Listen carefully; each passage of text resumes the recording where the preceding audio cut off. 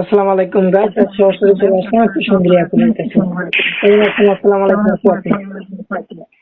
ওয়ালাইকুম আসসালাম। আসসালামু আলাইকুম। হ্যাঁ ভাইয়া, ভালো নাই ভাইয়া, গরিব মানুষ তো, অসহায়, ভালো নাই বেশি। আপনার নাম কি আপু? আমার নাম চাঁদনি। চাঁদনি আপুর দেশের বাড়ি কোথায়?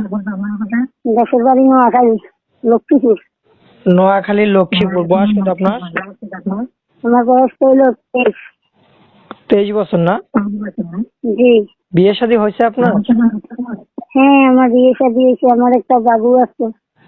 বাচ্চার বয়স কত দূর? বাচ্চার বয়স 1 বছর 3 মাস।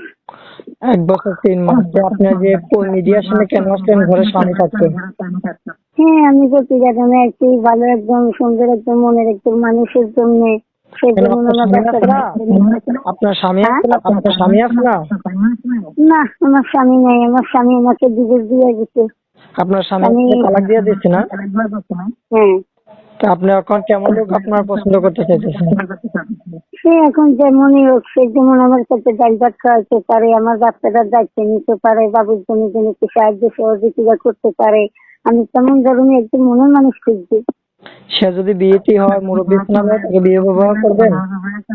তার কোনো সমস্যা নেই। তো এর আগে কখনো প্রতিবেদনের মাঝে আসছিলেন আপনি?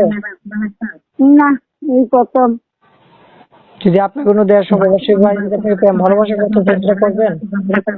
হ্যাঁ, অবশ্যই করবো। তা আপনি কি আর দেশ প্রবাসীদের উদ্দেশ্যে কিছু বলবেন?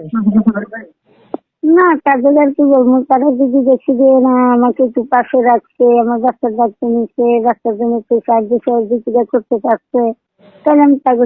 তার লগে আমি থাকবো না, নিশ্চিতবার থাকবো। আপনার দেশের বাড়ি কোথায়? দেশের বাড়ি নোয়াখালী, লক্ষ্মীপুর।